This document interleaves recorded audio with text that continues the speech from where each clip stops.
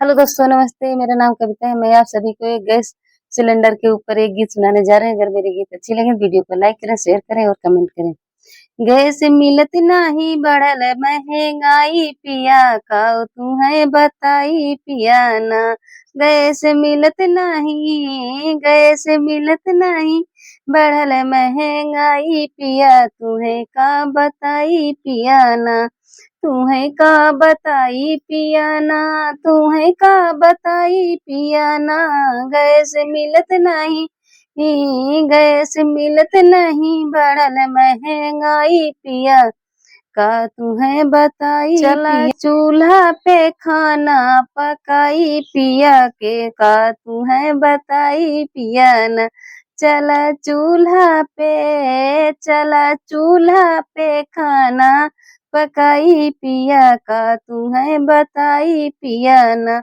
Gas मिलत नहीं बढ़ल महंगाई पिया तुम्हें का बताई पिया ना। गैस मिलत नहीं, गैस मिलत नहीं बढ़ल महंगाई पिया तुम्हें का बताई पिया ना।